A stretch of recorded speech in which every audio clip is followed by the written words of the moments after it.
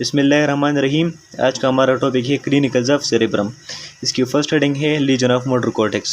Motor cortex की lesion को जानने से पहले आपको इसकी एनाटॉमी के बारे में पता होना चाहिए। मोटर कॉर्टेक्स हमारे ब्रेन के फ्रंटल लोब में लाई करता है in the pre central gyrus. What is pre central gyrus? एक सेल्कस होता है जिसे हम सेंट्रल सेल्कस कहते हैं, वो फ्रंट लोब को पैराइटल लोब से सेपरेट करता है। सेंट्रल सेल्कस के एंटीरियर या उससे आगे जो रीजन है उसे हम कहते हैं pre central gyrus. Motor cortex mainly दो पार्ट्स पे कंसिस्ट करते हैं, एक प्राइमरी मोटर कॉर्टेक्स या एरिया और second is the secondary motor cortex और एरिया। अच्छा, अब बढ़ते हैं पॉइंट्स की जाने। तो lesion of motor cortex in one cerebral hemisphere result in paralysis of contralateral extremities. This is कि अगर राइट सेरेब्रम में मसला आएगा तो लेफ्ट साइड के बॉडी पार्ट्स इफेक्ट होंगे, और इस तरह अगर लेफ्ट सेरेब्रम में मसला आएगा तो राइट साइड के बॉडी पार्ट्स इफेक्ट होंगे। Point number 2, destruction of primary motor area produce more severe paralysis than of secondary motor area. Next is the lesion of secondary motor area alone produces difficulty in performing skilled movements with little loss of strength. कि अगर secondary motor area में मसला आ जाए तो उससे इतनी ज़्यादा disturbances काज नहीं होती.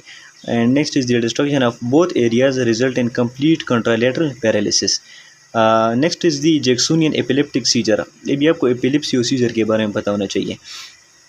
अगर हमारी ब्रेन में एबनॉर्मल सिग्नल्स फायर करना शुरू हो जाएं तो उसकी वजह से एबनॉर्मल मोटर, सेंसरी या साइकोमोटर एक्टिविटीज़ बॉडी के किसी पार्ट्स में भी शुरू हो जाती हैं। इसे हम कहते हैं एपिलेप्सी। अगर ये एबनॉर्मल मोटर, सेंसरी और साइकोमोटर एक्टिविटी सिंगल टाइम हो तो इसे हम कहते हैं सीजर, और अगर ये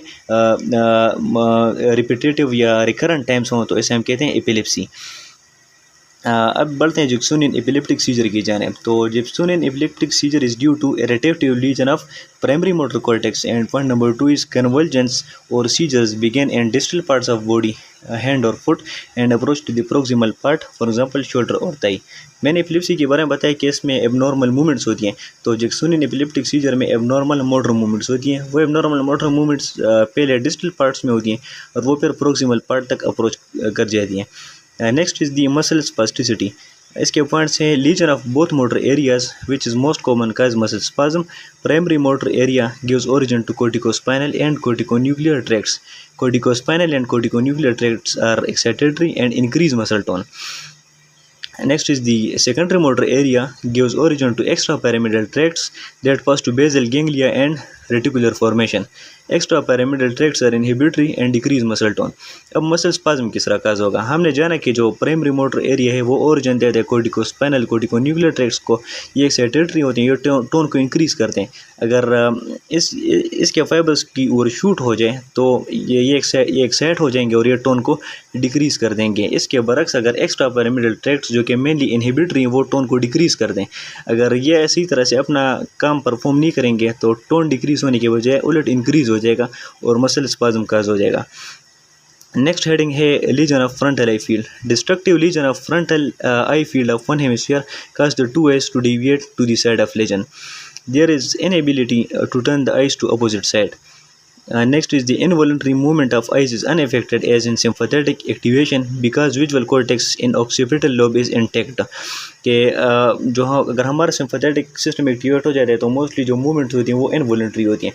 इस तरह आइज़ की इनवॉलंटरी मूवमेंट्स भी परफॉर्म होंगी अगर lesion of frontal eye field का हो जाए, क्योंकि उसका ताल्लुक है ऑक्सीपिटल लोब के साथ, और ऑक्सीपिटल लोब जो है फ्रंटल आई फील्ड के लीजन में इंटैक्ट होता है।